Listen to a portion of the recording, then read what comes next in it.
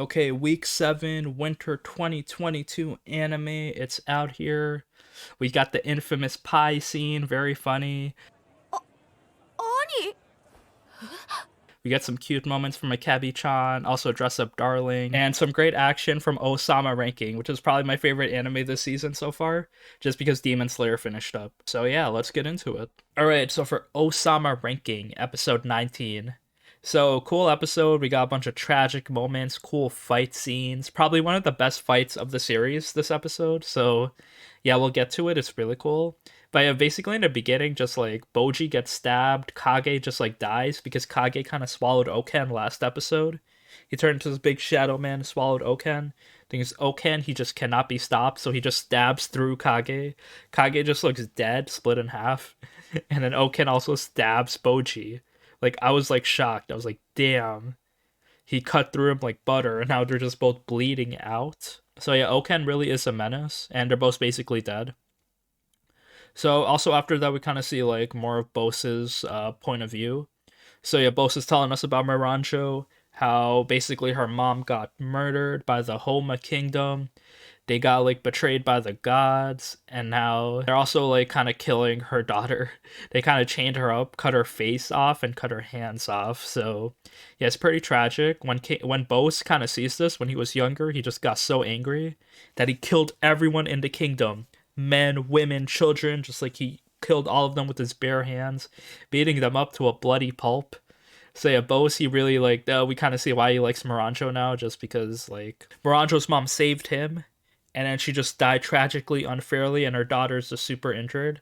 So Bose kind of kills everyone, takes custody of her, and kind of like heals her, like goes to like this like magical doctor that kind of grows her face back.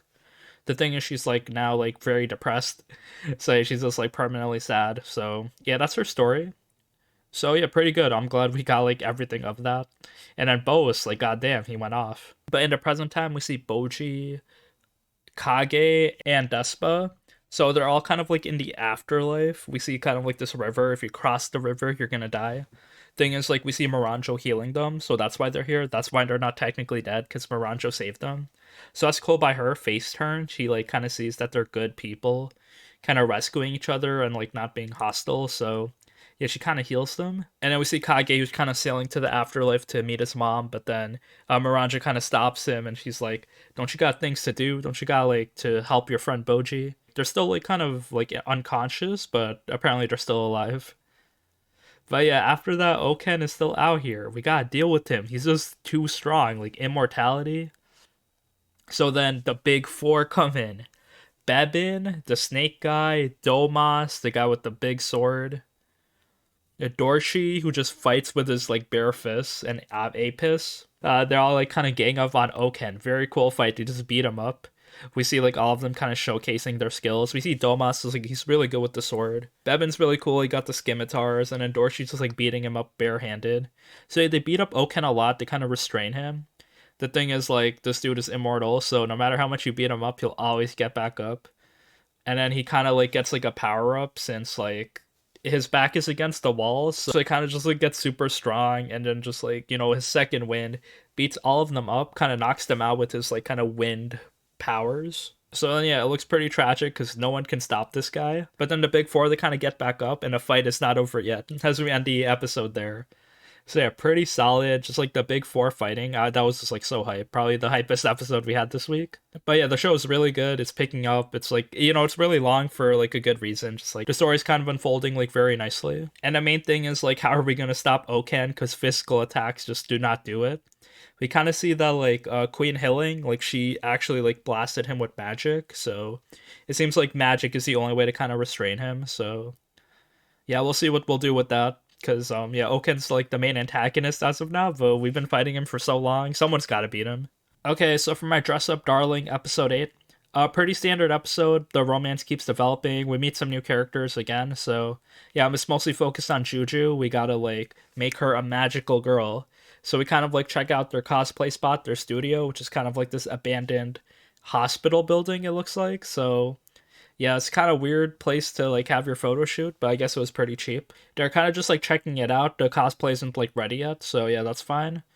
And then we see like Juju's like whole kind of reason to be a magical girl. Like she always like looked up to them when she was watching TV. So yeah, even though she knows they're not real or anything, she always wanted to be one. And then like she could always buy cosplays of them, but there's not one that's like actually tailor made to her. So that's when she saw Gojo's cosplay to Marin. So she's like, okay, that's love at first sight. His knitting, his like artwork, attention to detail. Gojo starts crying because he's like, oh shit, like love at first sight. Someone actually appreciates my art. It feels like, oh, that's how I treated my grandfather when I'm like, yo, your dolls are so good. So yeah, we see just Gojo being cool, like getting more closer with the girls and just like, being skilled and a huge Giga Chad.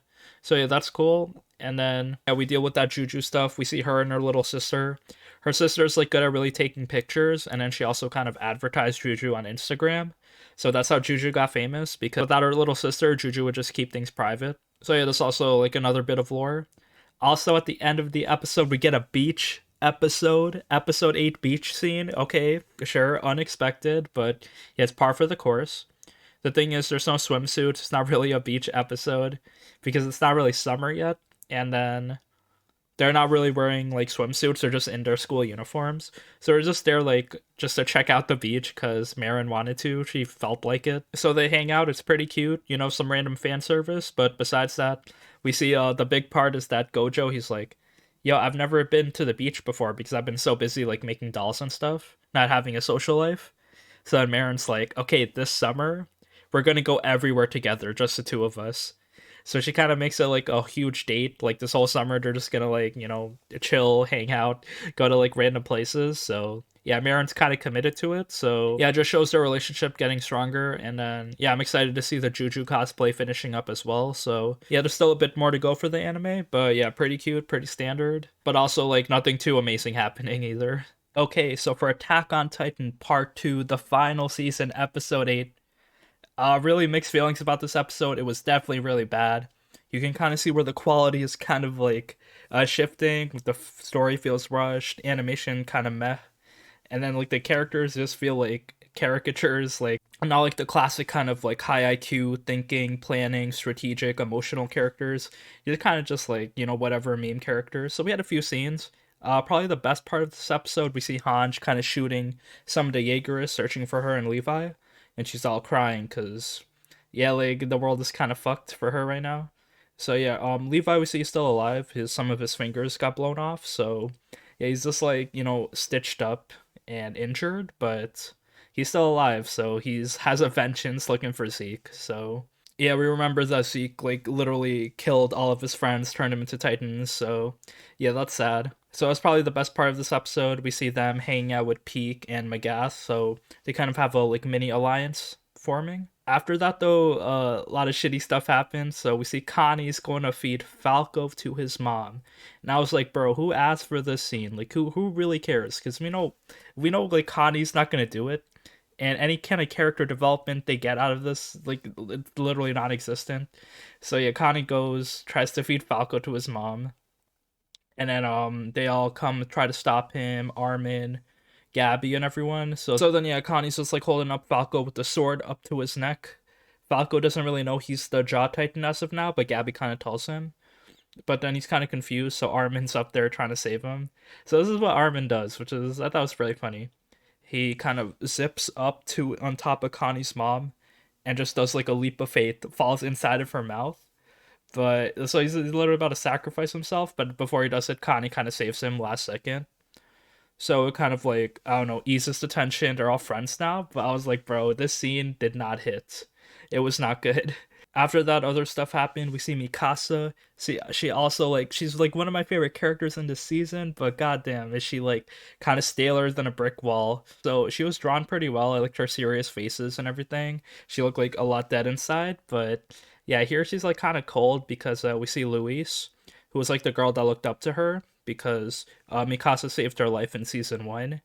So then, yeah, Mikasa does not acknowledge Luis at all because Luis became a Jaegerist, and then Mikasa kind of like doesn't want her to like risk her life or anything. But yeah, we see Luis; she's actually dying. So yeah, damn, it's kind of sad. Like she has like a piece of shrapnel in her stomach, and she's just slowly dying. But then Mikasa does not give a fuck. She's like, "Bitch, I don't care. I just want my scarf back." Because we see Luis took the scarf. So yeah, come on, bro. Like, who cares about this scarf? Yeah, well, obviously Mikasa does. So yeah, while the world is in shambles, all the Titans are like making their way throughout the world trying to kill everyone. Mikasa's like, okay, I need my scarf. So yeah, they could have done a lot with her character, like made her kind of like important to the plot, maybe like try to convince Eren or something. But no, she just does nothing and she just wants the scarf. So yeah, that was also very funny and kind of like a sad way. Also, we get the famous pie scene, because of course we do. Annie gets reintroduced to the cast by just eating some pie comedically. Connie laughs at her. The scene was like omega cringe. But I guess like the one good thing is that we get to see Annie again. So I mean, the people who wanted to see Annie, new waifu appears. She just gets integrated into the cast, and we'll kind of ignore her war crimes as of now. She probably has a higher body count than Putin, but yeah, we kind of end the episode there with them trying to save the world. So it's like Connie, Armin, Annie, Reiner, Gabby, Falco. They're like, okay, bro, let's stop Eren. So yeah, that's their plan as of now. Also, we see Onyan Capone and Yelena and John. They like kind of escape together because all the Jaegerists, led by Flock, he was about to kill everyone, kill all the volunteers. Onyan Capone actually had like a good speech where he's like, "Bro, we kind of joined you guys to kind of save our homeland, but our homeland's about to get crushed." So it's not even worth it anymore. Like, weren't you guys being oppressed as well? Like, it's kind of hypocritical. But yeah, Pete comes in, she kind of like saves them, and then we see like them like forming another alliance. So like next episode they'll probably like talk things out. We'll have like a big group of our good guys, and then I guess we'll figure out what we're gonna do. Animation and art wasn't really impressive, so these are all kind of like cool down filler episodes, which seems kind of crazy to think about because this is the final season. There's technically 4 episodes left, but it does not seem like it'll wrap up. I'm excited to see how it'll progress because even though I read the manga, I'm like, these episodes are still watchable, and our next goal is to save the world. Okay, so for Akebi-chan Sailor Uniform episode 8. Another cool episode, very cute. The girls, they just continue on their school life doing things. Here we see like they got their test results out, and we see Akebi's like top 5 for the entrance exam. So yeah, it's pretty cool. She studied really hard for it. So yeah, she's smart, she's like capable, and she's athletic. And speaking of athletics, there's the actual like kind of school sports competition coming up. So they kind of want everyone to focus on a sport. So Akebi picks swimming, and we've seen her. She's like really fast at swimming, but she can honestly do anything. Like she can also run, and she's probably like coordinated enough to play other sports. But yeah, she does swimming. And then there's also like 3 other girls in a swimming club with her, and then 3 other girls also joined the swimming competition as a team. So it's Akebi, Okuma-san, and this new girl, Riri-san. So she kind of has this short, light brown hair, and yeah, she's like pretty cool. The thing is, like, she kind of doesn't really take things too seriously, and she's part of the swimming club. So then they're like, okay, let's default her as the captain. But then Kisaki is like, wait, I've seen Akebi. She can also, like, swim really fast, so maybe we should have a competition. The fastest swimmer gets to be the captain. So yeah, Riri's, like, all chill and cool with this. She's like, yo, it's fine with me. And then, yeah, so we got this swimming competition coming up. The thing is, there are stakes, because Riri comes up to Akebi, and she's like, oh shit, I really like your uniform. How about if I beat you in the competition? We swap uniforms, because she liked the blazer, but then she's like, damn, Akebi's so different with that sailor uniform. So the stakes are on the line. Akebi's uniform, the title of the anime, her whole like reason for living. It's a bet. So is she gonna lose? Well, she's like kind of psyching herself out. So yeah, hopefully she wins. But yeah, it's pretty funny seeing the stakes getting raised. We see Riri, she's not really like a malicious person. She just likes to kind of like troll people, like get reactions out of them. So that's why she's doing it. So yeah, Kebi goes home, asks her mom like for her swimsuit and stuff. So like yeah, her mom's also like hyping her up. Oh, you better like do this or else you won't be able to wear your sailor uniform.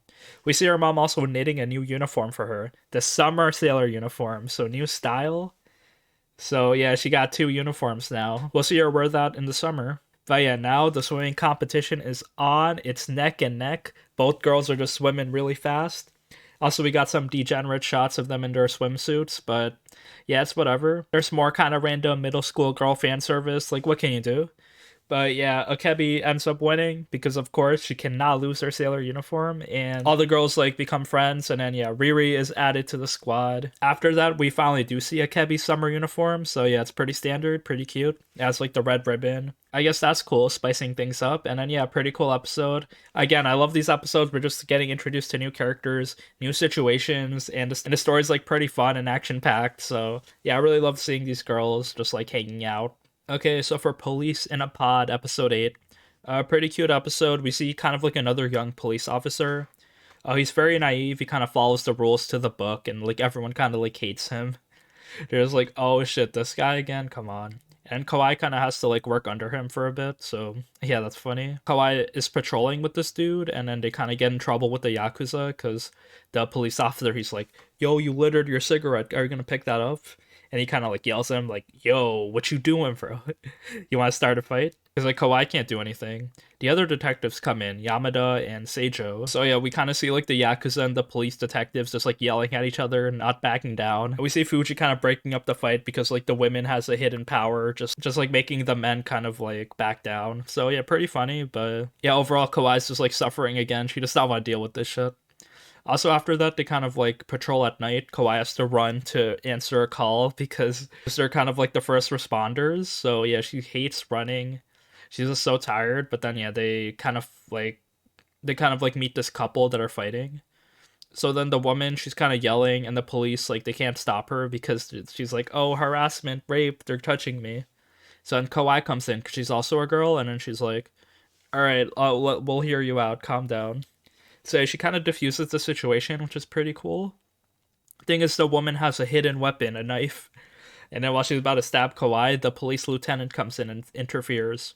So he was like going on a date with his girl, but then yeah, he kind of like comes across them conveniently, so he kind of helps the situation. And then yeah, we kind of see like the ladder of everything. We see like the top guys who are like supporting the people.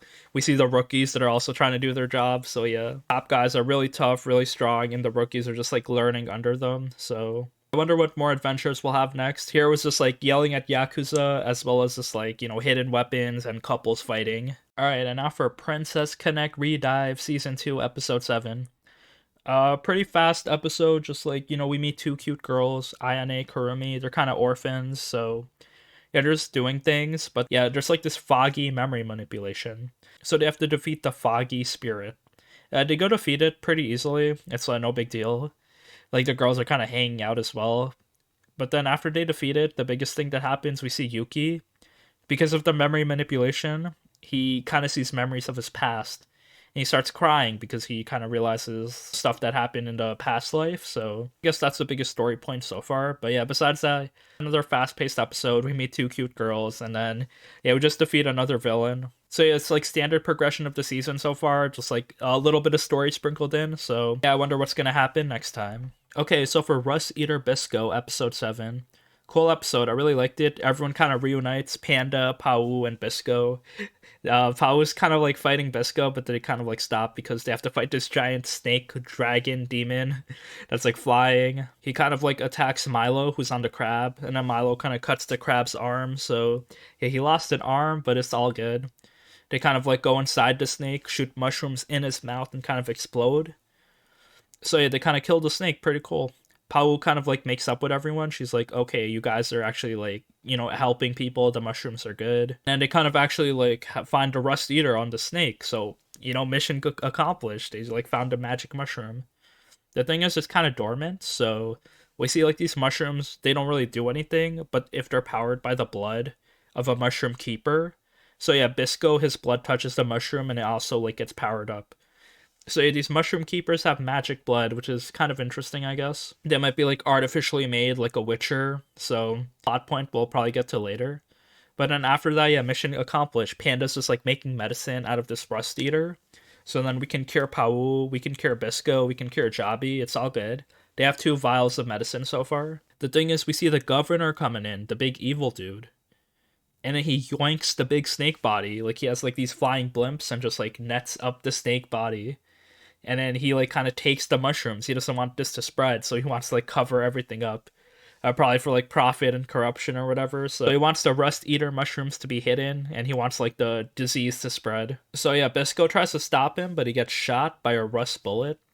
So then, yeah, Panda's trying to like cure him and stuff, so that's fine. But yeah, we see like the squad is like kind of injured and tired, so they only have 2 of this Rust Eater antidote. So Panda gives 1 to Pau and 1 for Jabby, so yeah, that's fine. But then Pau actually gives her antidote to Bisco, which I thought was like, yo, come on, girl, your rust is literally spread half through your body. You're almost about to die, but no, you just give it to Bisco. So yeah, Bisco takes the antidote, and Pau, she's like saving hers for Jabi. So I guess she's like confident that they'll get more of these Rust Eater mushrooms and make more antidote. So yeah, she's kind of like putting others before her. But yeah, Pau goes to find Jabi. This is kind of like the stupid part of the episode where Jabi got kidnapped. So Pau kind of like tries to find him, and then she also gets kidnapped by the governor. So the thing is now Panda and Bisco, they also have to chase after her now, since she is kidnapped. So Jabby and Pau are kidnapped. Panda, he kind of like hears a message on the TV. So Panda goes to rescue them by himself. He knocks out Bisco, fights him, because he's like, okay, it's got to be me. I'm the strongest here so far, because Bisco, he got shot by a bullet. He's just so tired. He hasn't gotten like real rest. Yeah, Panda kind of fights off Bisco, knocks him out, like shoots him with this injection. And he kind of goes off and tries to rescue Pau himself. So we'll see what's gonna happen next episode. It was kind of dumb seeing like Pau just like split up and get kidnapped, and now they have to just like backtrack after her. But yeah, I guess they're doing it. We'll see if Panda like can actually do it. We'll see if Panda can like rescue her by himself. He's very capable, but probably not. So Bisco's probably gonna chase after him. And then yeah, we'll see if they can fight off the governor. He doesn't seem like super powerful, just like, you know, kind of evil and has guns. And like, I guess he's the villain so far. We gotta deal with him. And cool action. I'm wondering where all the characters are gonna go next. And yeah, that seems to be it for week 7. Let me know what your favorite anime this week was. But yeah, overall, the episodes are, you know, pretty solid so far. But yeah, overall, excited to see how these shows will wrap up as we get later to the end of the season.